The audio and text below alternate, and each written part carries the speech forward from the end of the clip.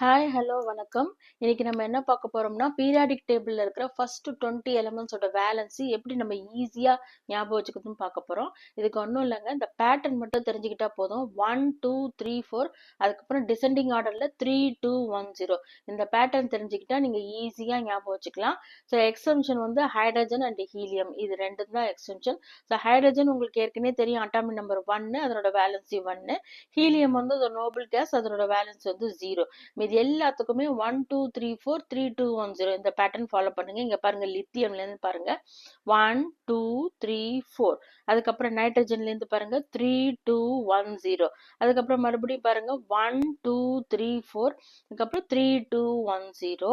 அதுக்கப்புறம் 1 2 இந்த மாதிரி போயிட்டே இருக்கும். ஸோ இந்த பேட்டர்ன் ஃபாலோ பண்ணுங்க. 1 2 3 4 அப்புறம் டிக்ரீசிங் ஆர்டர்ல 3 2 1 0 இந்த பேட்டர்ன் ஃபாலோ பண்ணீங்கன்னா நீங்க ஈஸியா பேலன்ஸிங் ஞாபகம் வச்சுக்கலாம். இப்போ பீரியாடிக் டேபிள் வைஸ் பார்த்தீங்கன்னா 1 to 20 எலிமெண்ட்ஸ் நான் இங்கே காட்டியிருக்கேன். இதில் ஃபர்ஸ்ட் குரூப் பார்த்தீங்கன்னா இங்கே ஹைட்ரஜன், லித்தியம், சோடியம், பொட்டாசியம் இது எல்லாத்துக்கும் 1 தான். அதே மாதிரி பெரிலியம், மெக்னீசியம், கால்சியம்க்கு எல்லாத்துக்கும் 2 தான் வேலன்சி. இங்கே போரான், அலுமினியம்க்கு 3 தான் வேலன்சி. கார்பன், சிலிக்கானுக்கு 4 வேலன்சி. நைட்ரஜன், பாஸ்பரஸ்க்கு 3 வேலன்சி. ஆக்சிஜன், அதுக்கப்புறம் சல்ஃபருக்கு வந்து 2 வேலன்சி. அதுக்கப்புறம் வந்து ஃப்ளூரின், குளோரினுக்கு வந்து 1 வேலன்சி.